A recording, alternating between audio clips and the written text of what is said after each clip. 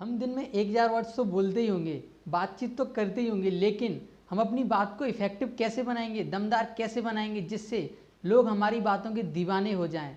Hello everyone, Rishi Kumar Thakur is here and welcome to the 10th of 21 day challenge for your best life personality development course. Friends, today I am going to tell you a very important topic, that is communication skill. अगर आपने communication सीख लिया ना, communication skill सीख लिया ना, तो लोग आपकी बातों के दीवाने हो जाएंगे।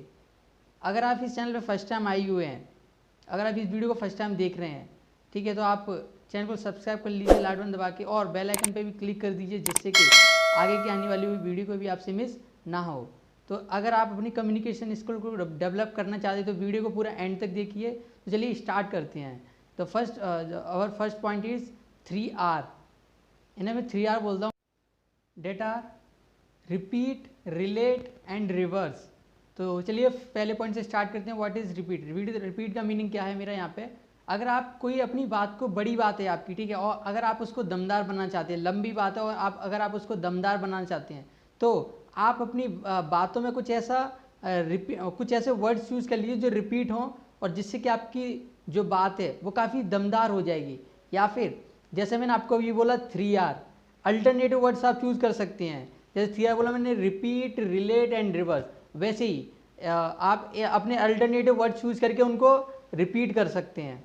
तो चलिए नेक्स्ट पॉइंट की बात करते हैं, डेट इज़ रिलेट। अगर आपकी कोई छोटी सी बात है और अगर आप उसको भी दमदार बनाना चाहते हैं, जैसे मैं इसका ये एग्जांपल देता हूँ, जैसे सिद्धू पाजी हैं, अगर वो कमेंट्री करते थे जब, तो वो ऐसे मतलब सिंपल बात को ना बोल के वो रिलेट करके बोलते थे। जैसे कि एग्जांपल बता देता हूँ आपको, जैसे उन्होंने बोला था एक बार कि टीम इंडिया को अपने घर में हराना इम्पॉसिबल है। अगर इसको वो ऐसे नहीं बोलते थे, इसको थोड़ा रिलेट करके बोलते थे।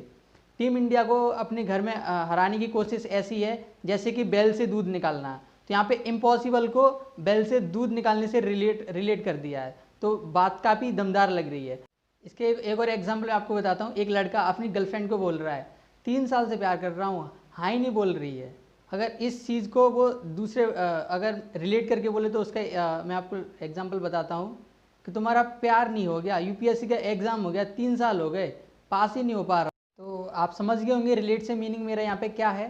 तो चलिए थर्ड पॉइंट की बात करते हैं, डेट इज़ रिवर्स। आप कोई भी बात कर रहे हैं, ठीक है, बात करते करते आप जब भी आप बात का एंड करें तो बिल्कुल आप उसको रिवर्स कर दें, मतलब उल्टा करते हैं। जैसे को इसका मैं आपको एक एग्जांपल देता हूँ, काम ऐसा करो कि लोग बोलें भाई तू रहने दे, मैं खुद कर लूँगा। यहाँ पे बात क्या होगी, एकदम आप बोल रहे थे कि काम ऐसा करो, तो लोग सोच रहे होंगे कि कुछ पॉजिटिव बात होने वाली होगी, लेकिन आपने यहाँ पे बात उल्टी कर दी। तो इससे कि आपकी बात काफ़ी इफेक्टिव लगती है और लोगों को काफ़ी मज़ा भी आता है, वो काफ़ी इंटरटेन भी होते हैं, बात बोरिंग नहीं लगती है। कम्युनिकेशन एक आर्ट है, it's a 2 way process, not a 1 way process. बहुत सारे लोग कम्युनिकेशन और स्पीकिंग दोनों को सेम ही समझते हैं, लेकिन बहुत सारा डिफरेंस है कम्युनिकेशन में और स्पीकिंग में। स्पीकिंग मतलब ओनली बोलना, तुम बोले जा रहे हो, सामने वाले बंदे भले तुम्हें तुम बोरिंग लग रहे हो सामने वाले बंदे को, लेकिन communication is a 2 way process, मतलब सामने वाला का आप सुन भी रहे हैं और अपनी बातों को डिलीवर भी कर रहे हैं, बोल भी रहे हैं, ठीक है। चलिए आगे बढ़ते हैं। हमेशा अगर हम अपनी बातों को दमदार बना रहे हैं या हम अपनी बातों को ऐसे बोलेंगे कि हमारा सामने वाला जो पर्सन है वो हमारी बातों से दीवाना हो जाए, तो हमें सामने वाले जो भी पर्सन बैठा है उससे हमें एनकरेज करना चाहिए टू स्पीक अबाउट देमसेल्फ। हमें सामने वाले पर्सन को एनकरेज करना चाहिए कि वो हमें अपने बारे में कुछ बताएं, क्योंकि लोग ना एक भरे हुए घड़े की तरह होते हैं, बस एक छोटा सा पत्थर मारने की कमी होती है और पानी मतलब उसमें से निकलता जाएगा, क्योंकि लोग बहुत कुछ अपने बारे में बताना चाहते हैं, बस सुनने वाले नहीं मिलते। लेकिन जो भी उनको सुनता है वो उन्हें काफ़ी पसंद आता है और वही उनका आई थिंक दोस्त होता है। अगर आपका भी कोई दोस्त होगा तो आपका डेफिनेटली दोस्त वो होगा जो आपकी बातों को काफ़ी सुनता होगा। तो हमें हमेशा सामने वाले बंदे को एनकरेज करना है टू स्पीक अबाउट देमसेल्फ।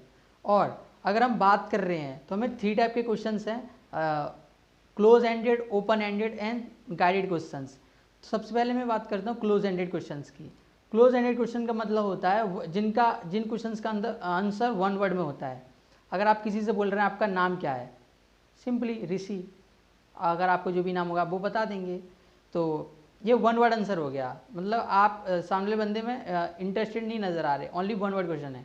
अगर आपसे पूछ रहे अगर आप सामने वाले बंदे से पूछ रहे हैं आपको कौन सा कलर, आपका फेवरेट कलर क्या है, और अगर है तो क्यों है, अगर कोई कलर फेवरेट नहीं है तो क्यों नहीं है, तो ये हो गए ओपन एंडेड क्वेश्चन। मतलब यहाँ पे एक्सप्लेनेशन चाहिए, वन वर्ड आंसर नहीं है। जब आप सामने वाले बंदे को ऐसे ओपन एंडेड क्वेश्चंस करेंगे तो वो अपने बारे में काफ़ी बातें बताने स्टार्ट कर देंगे और वो उन्हें लगेगा कि सामने वाला बंदा हम में इंटरेस्टेड है। And third type of question that is guided questions. Guided questions को बताने से पहले मैं आपको एक और टॉपिक बताना चाहता हूँ, डैट इज़ आप अपने सामने वाले जिससे भी आप बात कर रहे हैं आप उसमें जेन्युइनली इंटरेस्टेड हो जाइए।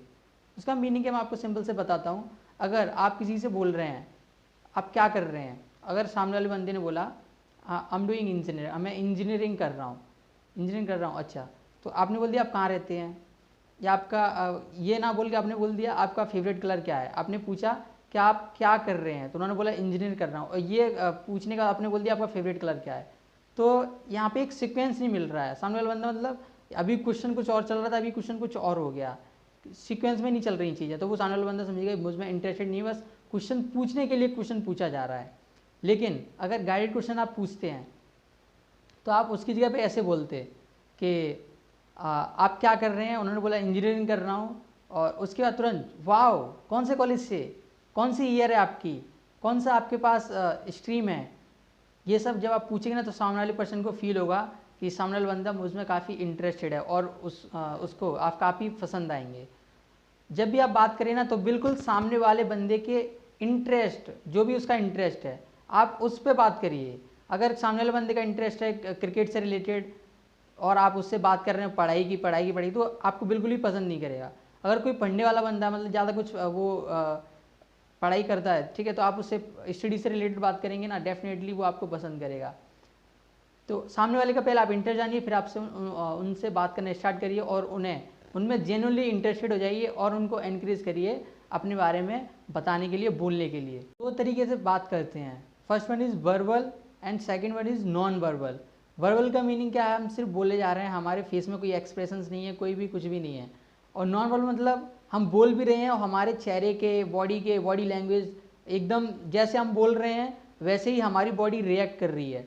अगर आप कुछ सैड न्यूज़ बोल रहे हैं तो थोड़ा सैड सा फेस बनाना है, ठीक है, जिससे आप काफ़ी इफेक्टिव लगेंगे। अगर आप एकदम इंटरेस्टेड चीज़ बता रहे हैं कोई जिससे सामने वाले बंदे के चेहरे पे स्माइल आने वाली है, तो आप भी थोड़ा सा स्माइल कर दीजिए। डेफिनेटली आपका जो कम्युनिकेशन है दोनों के बीच का काफ़ी इफेक्टिव जाएगा और सामने वाला बंदा हमेशा आपको याद करेगा। Thank you everyone, I hope video काफ़ी आपको इंटरेस्टिंग लगा होगा।